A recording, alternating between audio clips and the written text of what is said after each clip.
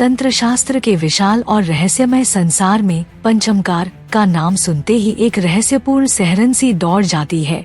यह वही गूढ़ मार्ग है जिसे प्राचीन काल में केवल अत्यंत साहसी, निडर और पूर्ण गुरुदर्शन प्राप्त साधक ही अपनाते थे, क्योंकि इसमें दिव्य शक्ति की खोज के लिए उन प्रतीकों और साधनों का उपयोग किया जाता है जिन्हें सामान्य समाज निषिद्ध या वर्जित मानता है।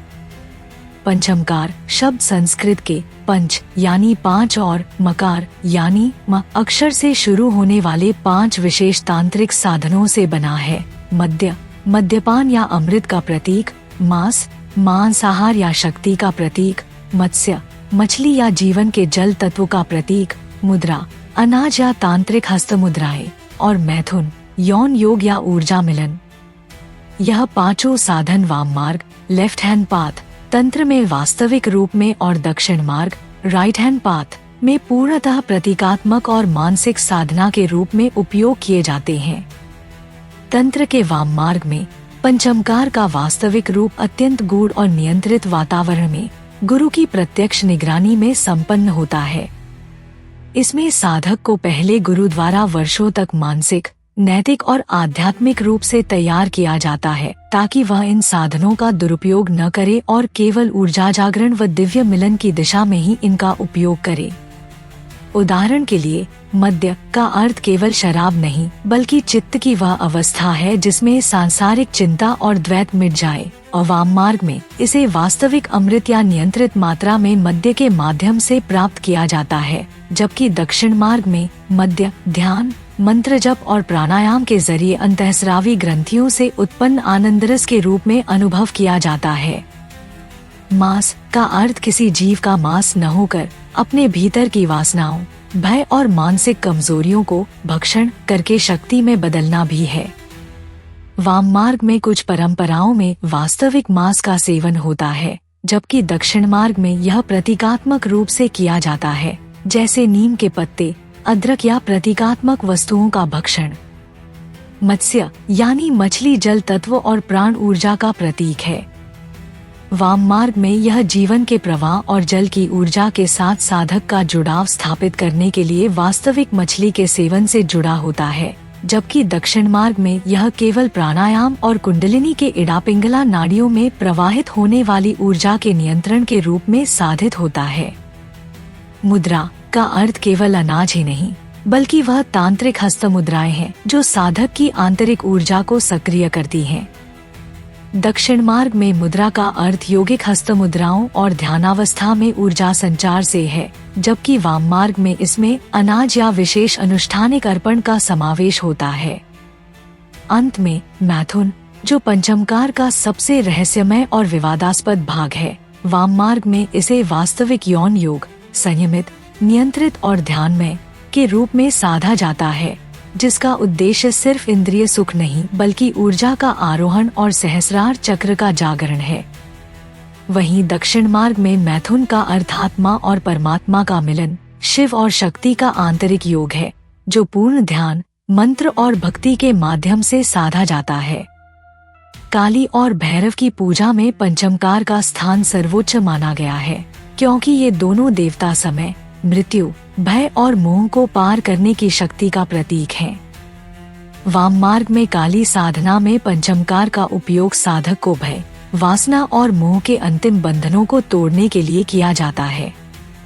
भैरव साधना में यह साधक को तांत्रिक सुरक्षा कवच, सिद्धियां और अदृश्य शक्तियों से संपर्क प्रदान करता है।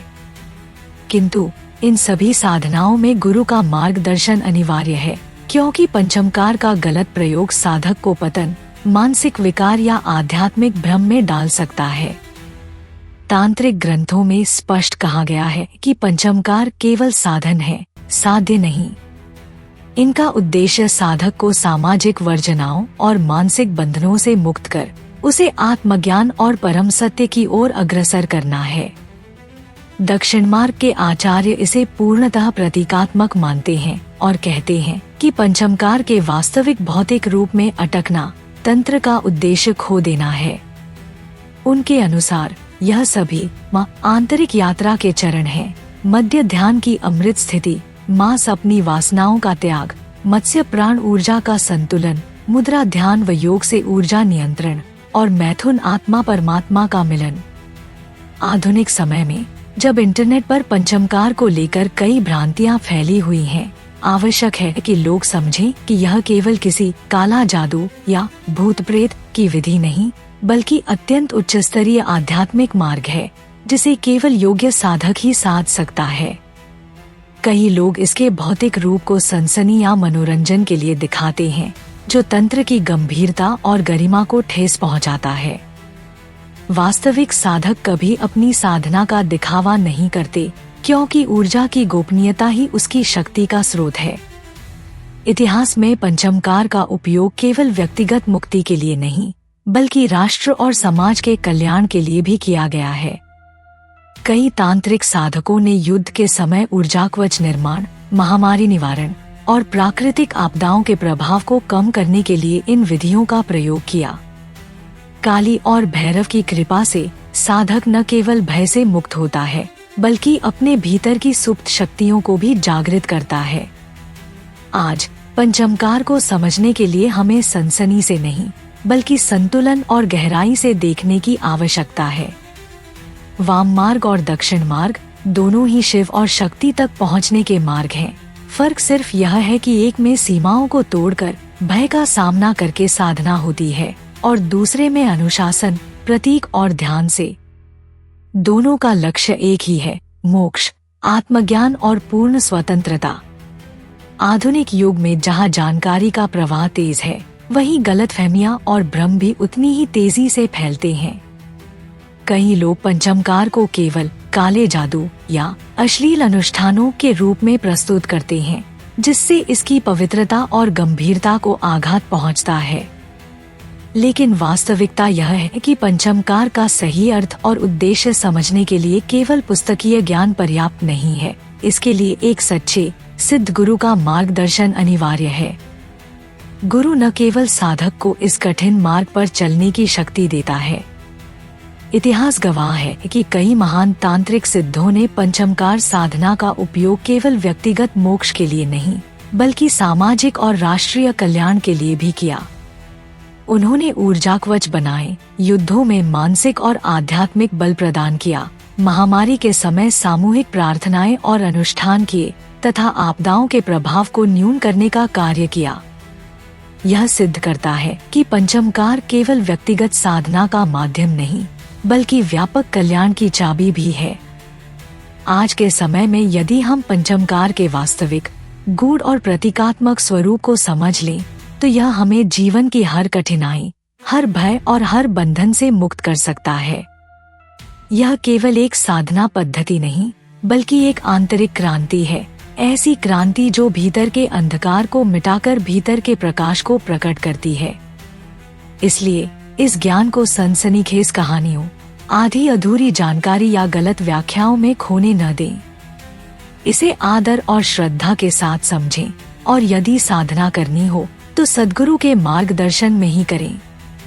याद रखें, तंत्र का उद्देश्य शक्ति पाना नहीं, बल्कि शक्ति का सही उपयोग करना है। बंधन तोड़ना नहीं, बल्कि सही बंधन यानी गुरु, शास्त्र और साधना के अनुशासन में बंधना है और अंततः परम सत्य में लीन होकर अपनी आत्मा को उसी शिव शक्ति में विलीन करना है, जो सृष्टि की अनंत धारा का स्रोत है। पंचमकार अपने वास्तविक और प्रतीकात्मक दोनों स्वरूपों में इस परम यात्रा का एक दुर्लभ और अद्वितीय मार्ग है, जो सही साधक को केवल मोक्ष ही नहीं, बल्कि अद्वितीय स्वतंत्रता, निर्भयता और शांति भी प्रदान करता है।